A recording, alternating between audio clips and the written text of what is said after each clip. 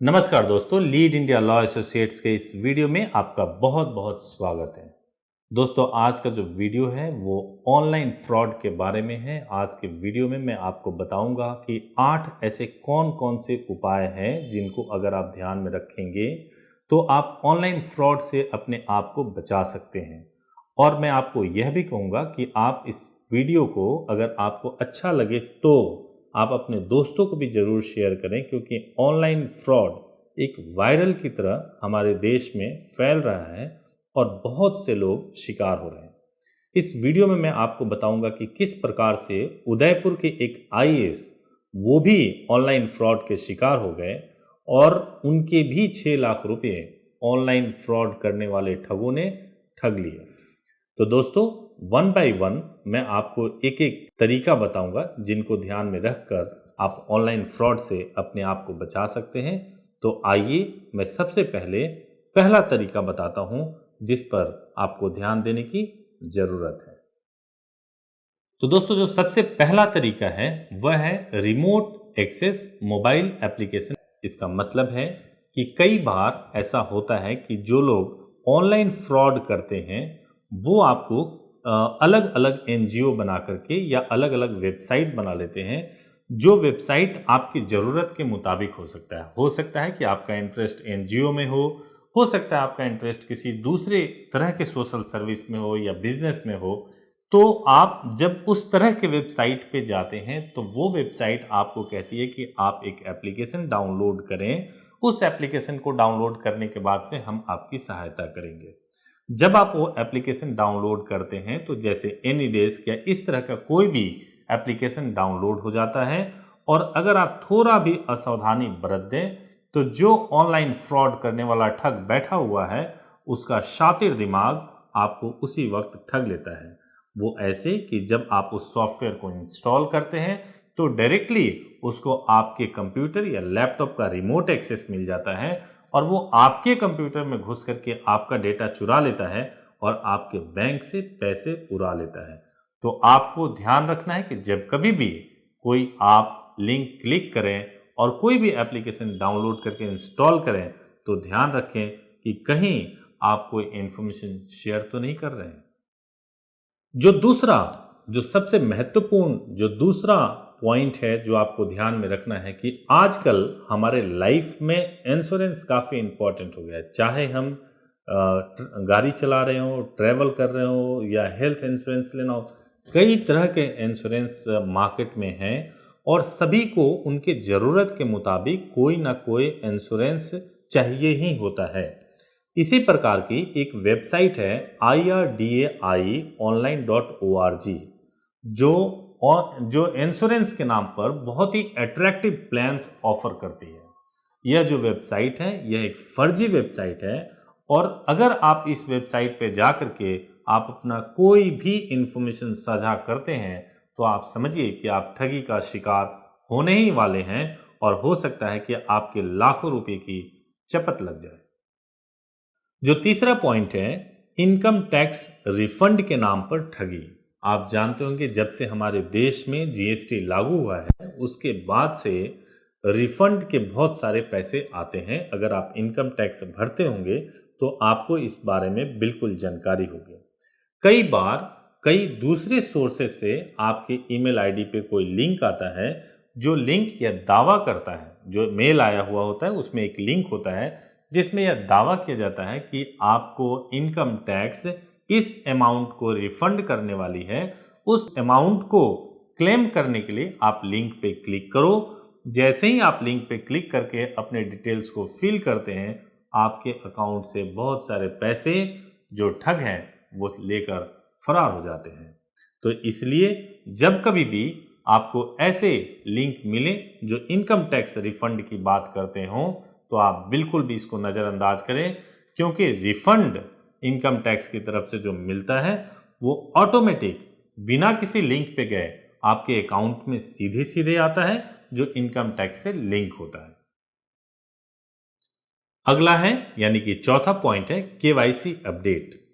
मैंने अपने इंट्रो में ही बताया था कि उदयपुर के एक आईएएस जिनके पैसे ठगों ने ठग लिए उनका उनका जो मामला था वो केवाईसी अपडेट से जुड़ा हुआ था।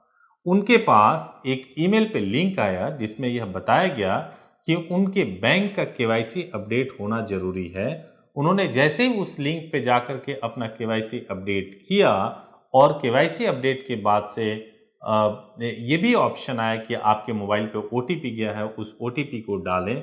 जैसे ही उन्होंने अपना ओटीपी भी डाला, उनके 6 लाख रुपए उनके अकाउंट से गायब हो गए। मतलब साफ था कि देखिए, एक आईएएस जो देश का इतना बड़ा प्रशासनिक अधिकारी होता है, वह भी ठगा जाता है क्योंकि उसको इसके बारे में जानकारी नहीं थी। तो दोस्तों, यह बहुत ज़रूरी है कि अगर आपको कोई केवाईसी अपडेट करना हो, तो केवाईसी अपडेट कोई भी काम करना हो, आप वो इन्फॉर्मेशन बिल्कुल भी ना दें जिससे आपके पैसे जा सकते हैं। जैसे बैंक से जुड़े इन्फॉर्मेशन, आपके डीओबी हो गए, या फिर आपके सीवीवी कोड हो गया, या फिर आपके कार्ड पे जो नंबर्स लिखे हुए हैं वो हो गया। ये इन्फॉर्मेशन आपको कभी भी नहीं देने होते हैं। इसके बावजूद भी अगर आपको थोड़ा भी डाउट लगता है तो संबंधित कंपनी में आप कॉल करें, कस्टमर केयर पे बात करें, उसके बाद ही आप ऐसे आए हुए ईमेल को रेस्पॉन्ड करें। जो ठगी के शिकार बनते हैं उनमें जो सबसे बड़ा और सबसे बड़ा जो कारण है वो यह कारण है, जो मैं 5वां पॉइंट आपको बताने जा रहा हूं, वो है कमजोर पासवर्ड। बहुत सारे लोग आजकल बहुत सारे पासवर्ड को बना के रखते हैं, कहीं मोबाइल में तो लैपटॉप में, फिर अलग अलग अकाउंट में, फिर अलग अलग एप्लीकेशंस के बहुत सारे पासवर्ड होते हैं जिनको याद रख पाना लगभग नामुमकिन होता है।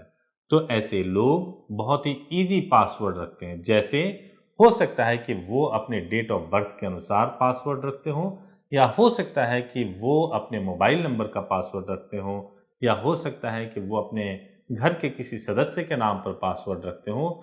ये सभी पासवर्ड कमजोर होते हैं और कुछ लोग तो बेवकूफ़ी की सारी हदों को पार करते हुए वो अपना पासवर्ड 1 2 3 4 5 6 भी रख लेते हैं।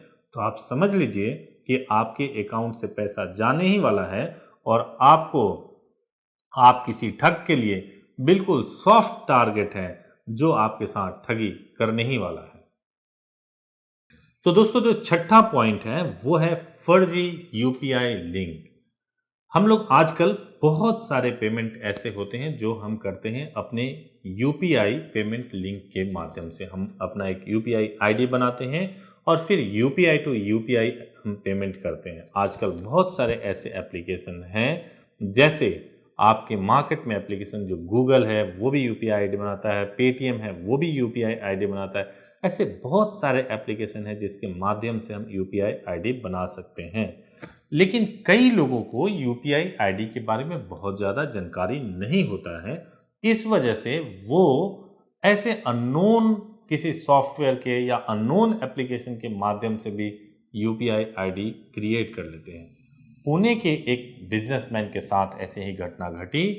किसी ने उन्हें फ़ोन किया जो कि बिजनेस के लेन देन से संबंधित था। उन्होंने कहा कि हम चेक करने के लिए आपके अकाउंट में 10 रुपया ट्रांसफ़र करना चाहते हैं। जैसे ही उसके लिए उसने यूपीआई आईडी बताया कि आप इस एप्लीकेशन पे चले जाएं और जा करके आप एक यूपीआई आईडी क्रिएट कर लें। उन्होंने उसको फॉलो किया, यूपीआई आईडी क्रिएट किया और पता चला कि जो यूपीआई आईडी क्रिएट किया था उससे सारे इन्फॉर्मेशन उस ठग के पास पहुंच गए और उनके लाखों रुपए उसने ठग लिए। तो दोस्तों, यूपीआई आईडी भी क्रिएट करने के दौरान आपको बहुत सावधानी बरतने की जरूरत है।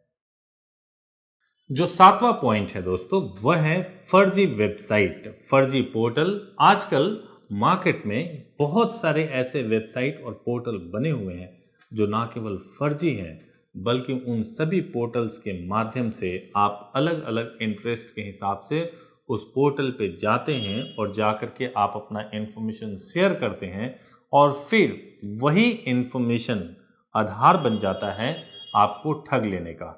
जब आप इंफॉर्मेशन शेयर करते हैं उसके बाद से जो भी ठग करने वाला व्यक्ति है वो आपको कॉल करता है और कॉल करके आपको ऐसी बातें बताता है जिससे आप तनाव में आ जाते हैं। जैसे मैं एक एग्जाम्पल के लिए बात बताता हूँ कि कई लोग इंश्योरेंस के बारे में या कुछ इस तरह से संबंधित कोई वेबसाइट बनी हुई है, वहाँ पे जा करके अगर आपने अपना इनकम्प्लीट इन्फॉर्मेशन डाल दिया या फिर लोन से संबंधित कोई इनकम्प्लीट आपने इन्फॉर्मेशन डाल दिया, तो लोगों को ये पता चल जाता है, ठगी करने वालों को ये पता चल जाता है कि आपका इस चीज़ में इंटरेस्ट है, और फिर वो उस इंटरेस्ट का फ़ायदा उठाते हैं और उसमें दिए गए इन्फॉर्मेशन के आधार पे आपको कॉल करते हैं और आपके साथ ठगी करते हैं।